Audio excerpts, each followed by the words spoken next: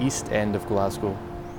In 2010, The Guardian reported the life expectancy rate for an adult male here stood at just 53.9 years old, lower than Afghanistan, Iraq and the Gaza Strip.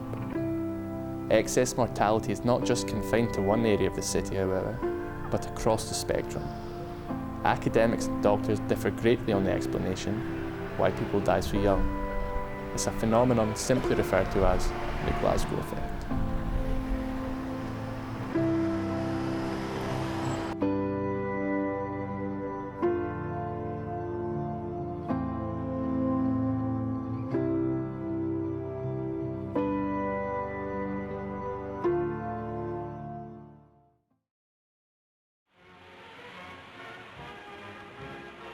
On the banks of Glasgow's river lie the most famous shipyards in the world, where since the days of wooden walls and sail, Clyde built has meant speed and strength and safety, and all the world knows it. The silence of depression is past, and Clyde men are teeming back into the yards, where 10,000 hammers roar their song of prosperity. And these are the men who today are carrying on the tradition of fine work that has borne the Clyde to its pinnacle of fame.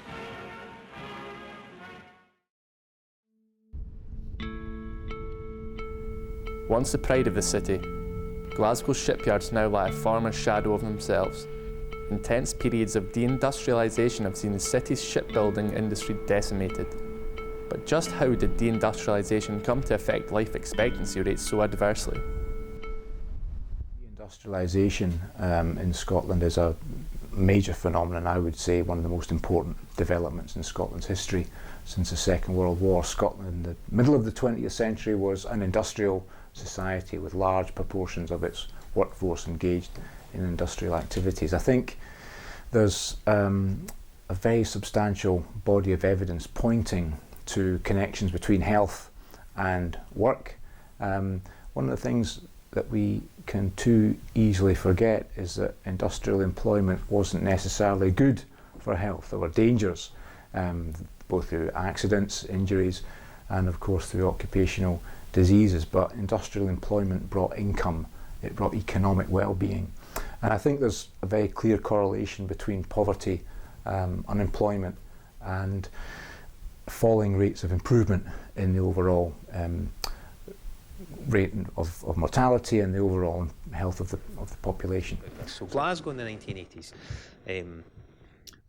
has been defined as a city which is in economic decline and is not going to be a priority for economic or other forms of social investment compared to other parts of Scotland.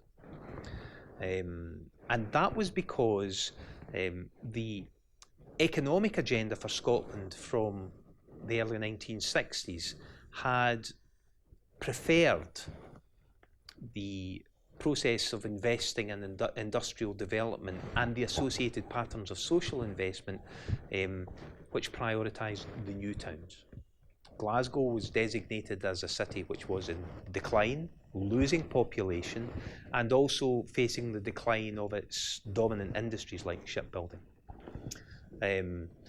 And so in the later 1970s, it becomes apparent that the pursuit of that policy agenda has had quite damaging impacts on Glasgow. The Scottish Office, the government in Scotland at that time, are aware of this. And they consider changing course, and they decide that they really can't, because they've really invested so heavily in this agenda that they need to see it through. So Glasgow at that point knows that it's not going to be a priority for industrial investment. And then it's left thinking, well, what can we be a priority for? What can we try to do? And so they become pioneers of a new kind of urban policy, which we would now call neoliberal urban policy, which tends to exacerbate inequalities. Whilst deindustrialisation evidently laid the foundations for Glasgow's excess mortality, it still does not go anywhere near explaining it. Several cities throughout Europe faced intense periods of deindustrialisation, but just why was Glasgow so susceptible to excess mortality? Compared to other parts of Europe, the UK had been subject to a particular kind of deindustrialisation which was politically driven by a government which wanted the country to deindustrialise. And that meant that the whole process was less managed and mitigated. The question then would be, given that the whole of the UK was subject to this process, that kind of deindustrialisation, why would Scotland and Glasgow be more adversely affected? So right through the 1960s and the 1970s, while the big famous Scottish industries of coal and shipbuilding and steel were declining in overall size as employers, as producers, the UK government was ensuring through incentives to manufacturers to provide alternative employment so that the economy of Glasgow, the economy of Lanarkshire became more industrially diverse in the 60s and the 70s. After the election of the Margaret Thatcher's Conservative government in 1979, the government's commitment to maintaining stable levels of employment was withdrawn. Scotland was more vulnerable to it because it had a greater exposure to the kinds of policies which government was pursuing which could do harm. So Scotland had a much higher proportion of council housing than other parts of the UK. Now, if you have a government which is attacking council housing, and if you have a city like Glasgow, which has an awful lot of very poor quality council housing, and which is going to be deprived of investment, then Scotland and Glasgow are going to be worse hit. If you have a greater proportion of your industry still as a kind of industry which central government was forcing into decline, then Scotland and Glasgow would be more adversely affected. So those are, if you like, economic and social indicators of vulnerability, but we also identified a vulnerability at the level of political culture. And this was to say that if you look at other regions of the UK which were deindustrialising, they all would tend to feel excluded and disadvantaged by what central government was doing to it.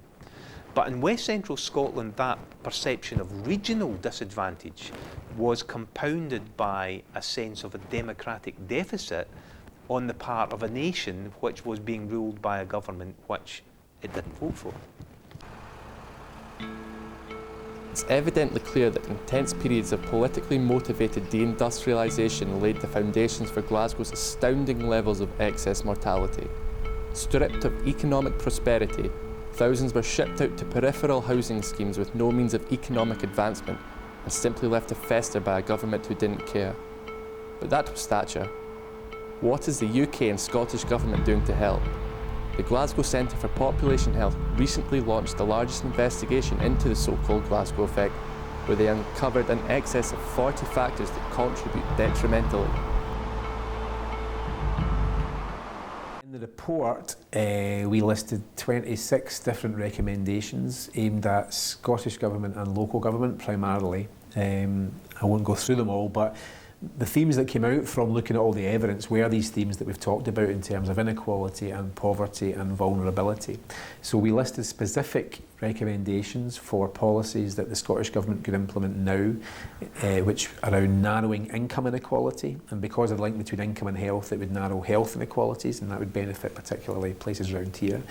We had a whole set of recommendations to mitigate against the effects of poverty. These were our recommendations, but also ones borrowed from other organisations like the Joseph Rowntree Foundations and other experts who've looked at this, to say that this would have a beneficial impact, and a whole set of other policies aimed at not just the dealing with the historical vulnerabilities that we've talked about, but also, as I mentioned a minute about the looking to future vulnerabilities around, the effects of welfare reform, these kind of things. So there's a whole set of recommendations that would have a beneficial impact. The question is whether governments will do anything with them, and the suggestion thus far is no.